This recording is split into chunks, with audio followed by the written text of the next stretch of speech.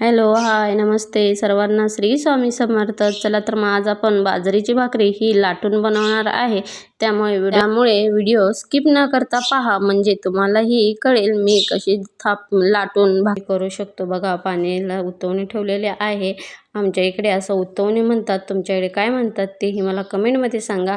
पिठामध्ये थोडंसं चवीपुरतं मीठ घालून घ्यायचं आहे आणि असं उलताने ना चांगलं मिक्स करून घ्यायचं आहे छान, जेणेकरून आपल्या हाताला चटकेही बसणार नाहीत. आणि बाजरीची भाकरी ही थंडीच्या दिवसात अत्यंत उपयोगी व गुणकारक अशी आपली ही बाजरीची भाकरी आहे. पूर्वीच्या लोकांनी सणाविषयी खूप छान असं आखून ठेवलेलं आहे बघा. दिवाळीतून फराळ करतो कारण की थंडी असते, त्यामुळे तेलकट तेनं आपल्याला सगळं पचू शकतं. त्यामुळे थंडीच्या दिवसात ज्यावेळी दिवाळी चालू होते त्यावेळी थंडी येते आणि भरपूर आपण फराळही खातो.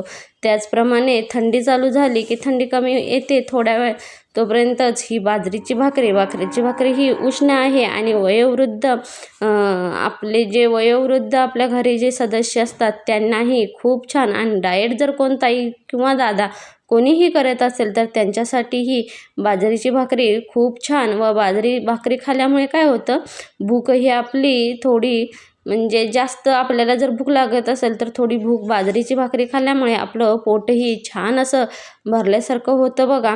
त्यामुळे बाजरीची भाकरी ही खूप छान. व बाजरीच्या भाकरीने थंडीच्या दिवसात लहान मुलांना सर्दी होते. या बाजरीची भाकरीचं रोज जर सेवन तुम्ही एक वेळ केला तर आपले सर्दीचं ही छान कमी येते. व बाजरी ही खूप गुणकारक आहे. असेच माझे नवीन व्हिडिओ पाहण्यासाठी चॅनलला लाईक, शेअर, सबस्क्राईब नक्की करा. चला तर मग आता मी तुम्हाला थापूनही भाकरी दाखवली, आता तुम्हाला लाटूनही भाकरी दाखवते.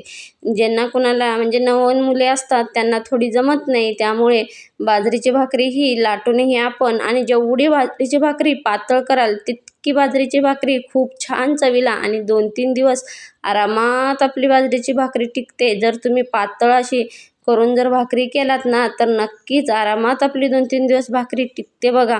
आणि भाकरीला कुठेही चिरा जात नाहीत का, तर आपण जे गरम पाण्याची उतवणी घेतलेली असते ना त्याच्या ह्याने बाजरीच्या भाकरीला कुठेही चीर किंवा हे जात नाही व आपल्याला लाटताही छान येते बघा. मी तर तुम्हाला लाटूनही दाखवले आहे आणि तव्यामध्येही घालून घेते बघा. आणि छान असं हातानेच थोडं पाणी घालायचं आहे. माझं थोडं पाणी जास्त झालेलं आहे भाकरीला लावतावी, तुम्ही बघू शकता मध्ये माझं थोडं पाणी जास्त झालं आहे.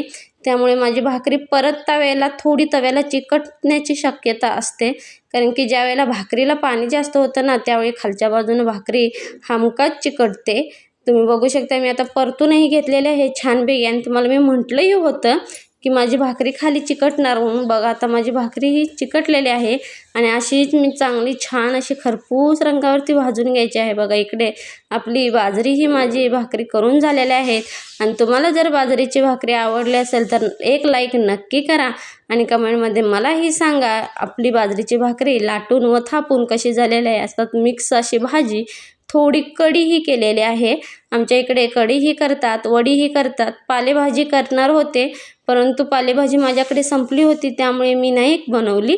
मी मिक्स भाजीमध्येच हे केलेलं आहे. चला तर मग व्हिडिओ आवडला तर चॅनलला लाईक, शेअर, सबस्क्राईब. आणि हो, डिस्क्रिप्शन बॉक्समध्ये मी मिक्स भाजीची लिंकही दिलेली आहे, तिथे जाऊन तुम्ही मिक्स भाजीचाही व्हिडिओ पाहू शकता. श्री स्वामी समर्थ.